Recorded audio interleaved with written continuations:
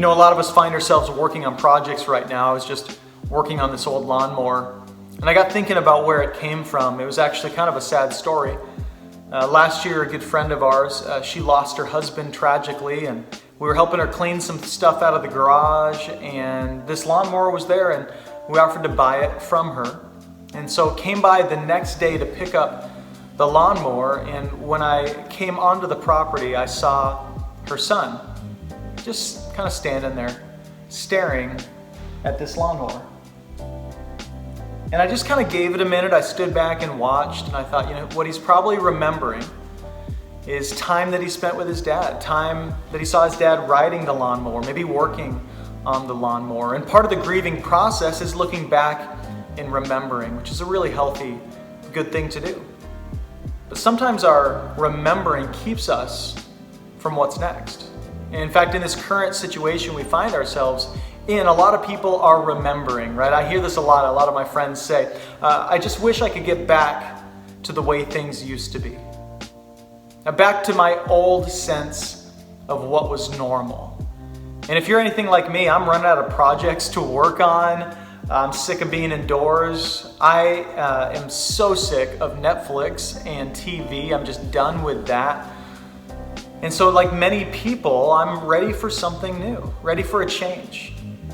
But one of the things that we struggle with as people in general is we sometimes see the past through what people call like rose-colored glasses. We don't really see it for what it was. Probably the most famous example of this in the Bible is when God's people are released from slavery in Egypt and they're wandering in the desert.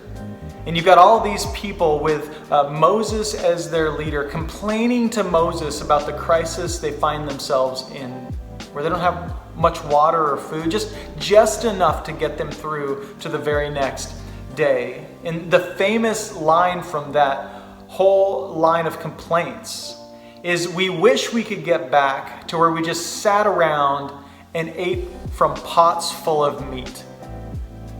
This is how they remembered slavery. Like, we just sat around and we ate pots full of meat. This is how they remembered being under this rule of Pharaoh and being mistreated and abused in these horrific ways. As they found themselves in a new crisis, they looked back and said, can we just get back to how things used to be, where we just sat around and ate pots full of meat? Maybe you've been there before.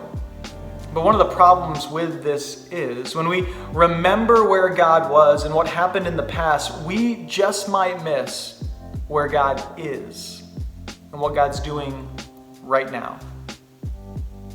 And I actually believe that God's trying to tear down what used to be. That for many of us, our lives were packed full, they were busy, we had no margin, we didn't know how to slow down. Our projects were piling up on us, and it's funny, once we get ahead on a few things, we start to realize that there's actually something better for us to come.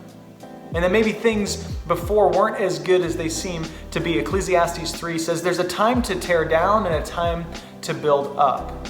And what we find ourselves in right now, I think, is this time of rebuilding. I mean, for many people, our whole paradigm of life has been torn down and torn apart, and our whole picture of life has been sort of deconstructed. And for many people in the world, there's been a journey they've been on of completely deconstructing their faith in general, about who God is and what it really means to be human. Now, deconstruction is a good thing. It's an important process, but it's only good if there's a reconstruction, a new building. And I'm convinced that we will not move into what God has for us in the future if we don't allow Him to tear down what He wants to tear down from the past. So my encouragement to you today is look forward, look to the future, look to what God is doing right now. What is He building, and how can you be a part of it?